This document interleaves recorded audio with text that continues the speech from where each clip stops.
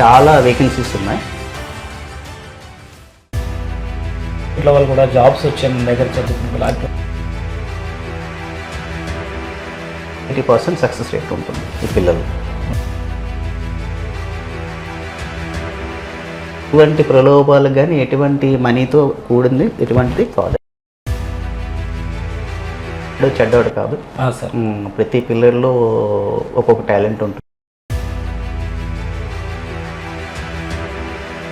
చాలా మంది ఈ 10th ఫెయిల్ అయిపోయి ఇంటర్ ఫెయిల్ అయిపోయి సూసైడ్ చేసుకోవడం ఇలాగా